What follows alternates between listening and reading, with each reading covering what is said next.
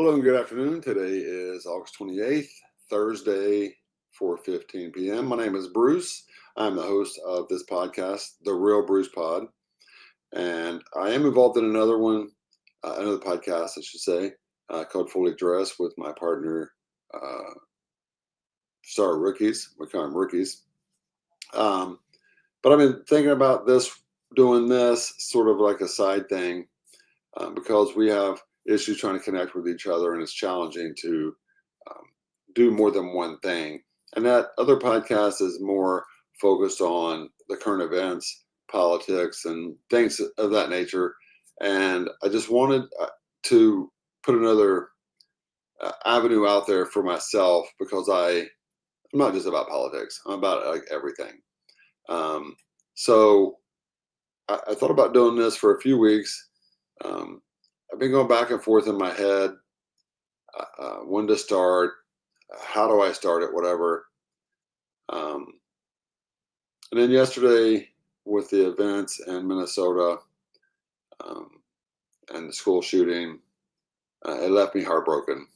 And to be honest with you, I do not have school age children. Mine are grown. Thank goodness they made it through that crazy system that we call an education department right now.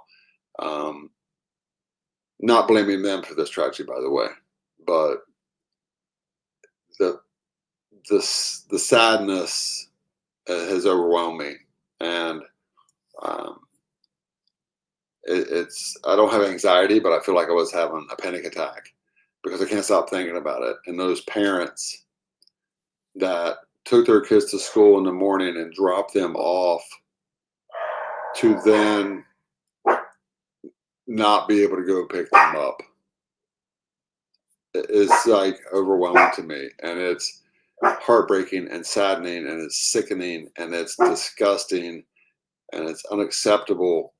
And the guy was a coward, and there's no other way to put it. He was, excuse my language here, but he was a piece of shit coward. So when I say a few things here, I don't want this in any way, shape, or form to come across as me being on one side and trying to not necessarily justify it, but to explain it, because I'm not a mental health person. I'm a freaking bartender. That's what I do. But I raise children. I'm 57 years old. I've been around um, some different situations. I feel like I know people. Um, so I may not have gone to college to become a psychiatrist, but I know a lot of people that are crazy. And this guy was like crazy. So if you're offended by this and my opinions about it, then don't watch. And if you feel like there was a justification for his actions, then I don't want you to watch. And if you feel that you can justify those actions and you're a friend of mine, then please tell me so we can not be friends anymore, because this was unacceptable. And to put those children whose lives will never, ever, ever, ever be the same it's unconscionable. I cannot fathom what those parents are going through or what those other children are going through. The little boy who I think was 8, he had a best friend, and they were probably talking and planning things to do after school or on the weekend or whatever. And now the friend doesn't have his friend anymore. That's not as grave as the parent losing a child, but that is so traumatic for someone at that age to just stupidly and ridiculously take that life away from them because they were children. And when a guy posted his manifesto and he said, F those kids, that is a mental illness. So I won't mention any names, but I have someone very close to me that is transitioning, and I forcibly made myself have a conversation with him today because I needed for my brain to let it go. And until I could somehow answer some of those questions, or at least put some of them to rest, I was not going to be able to get past it. And I live in South Florida, or I guess Central Florida. Um, so I'm not even close to there, but it has traumatized me. So we had a conversation this morning, and I let him know, like, non-judgmental. Just want you to be happy and healthy and safe. Please, if you ever have a moment or an issue that you feel like you cannot handle on your own, please come to me. I don't know if I can help you, but I will damn well find somebody that can. So I was discussing with him, like, when you started this, I did not discourage you and I did not support you. I guess I did support him. I said, I want you to be happy and I want you to know that I always love you no matter what. I just want you to make sure you have gone down every thought avenue to make sure this is the decision that you want to make. And when he came to the decision, I supported him. And today he told me that the moment that he realized that he could be himself and his life wasn't about making sure everybody else was comfortable around him, but making sure he was comfortable around everybody else, he said his life got so much better and easier and quieter and calmer and manageable. Like, I don't go through those things. I have not gone through those things. I can't even begin to pretend that I can understand what he went through and then what he went through before making the decision. Like, I can't fathom that. He's one of the bravest, strongest people I've ever met. And he's also one of the kindest, most genuine, and sweetest people that has ever existed. So, in discussing this with him, I had an opinion about when these things started.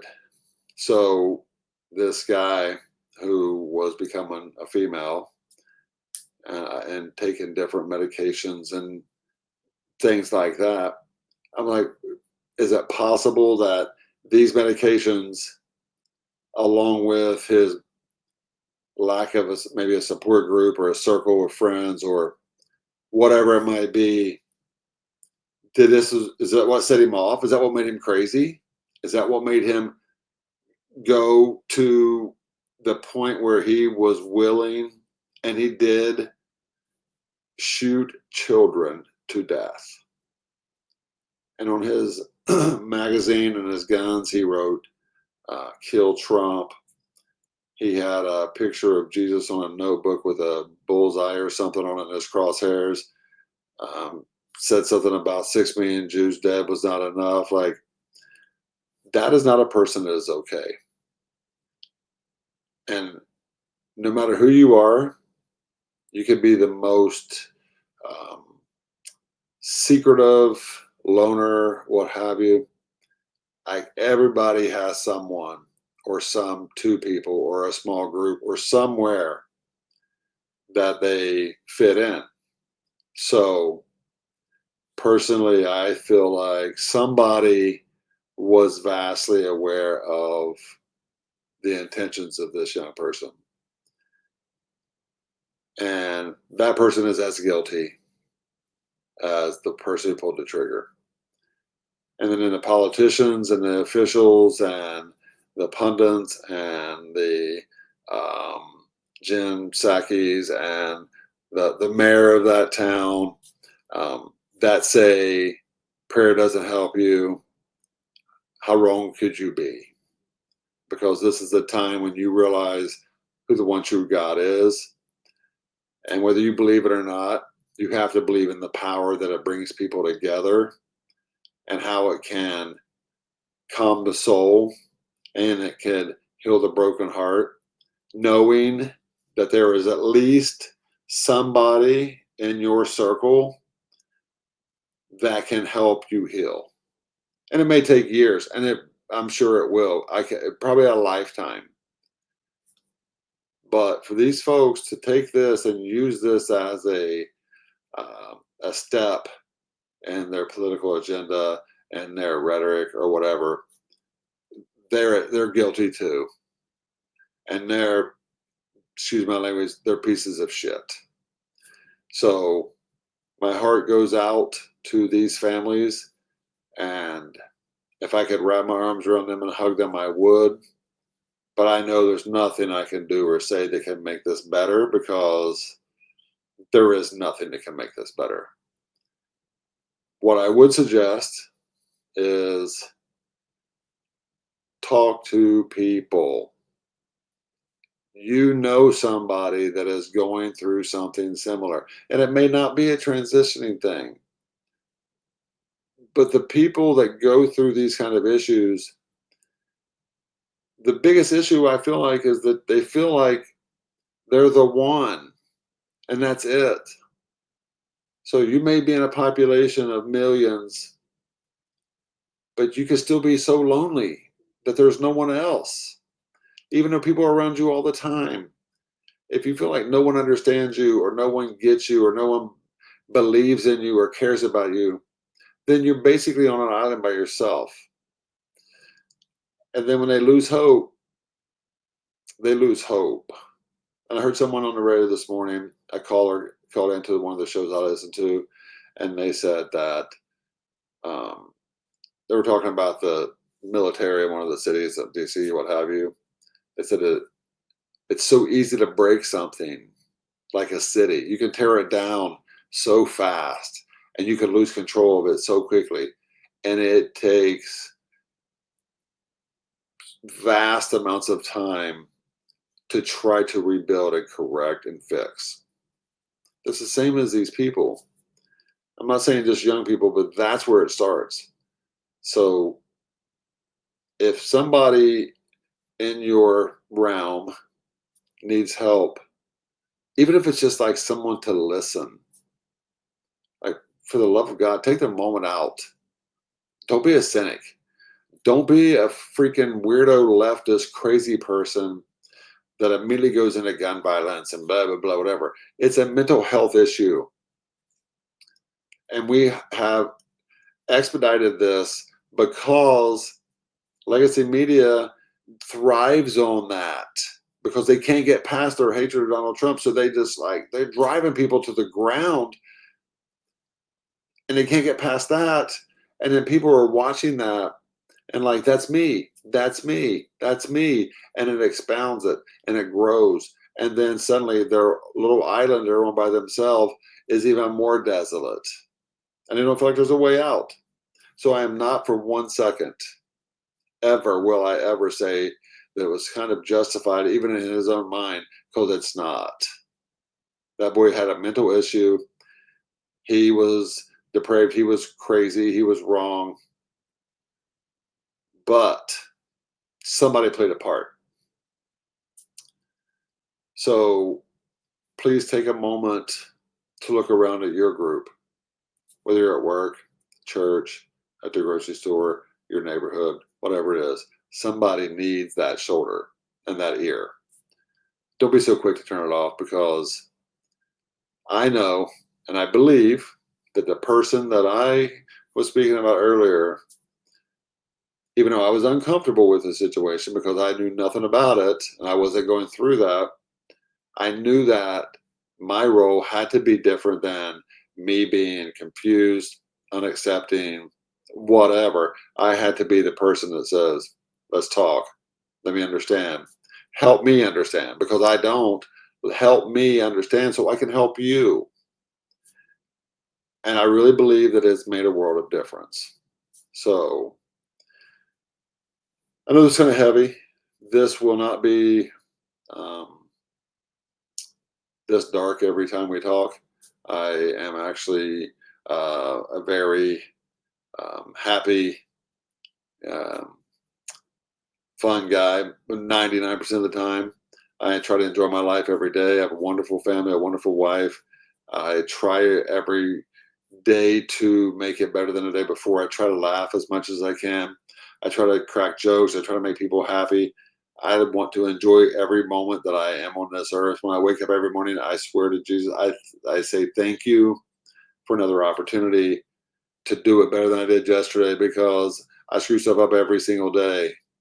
But I want to enjoy the life that I've been blessed to have.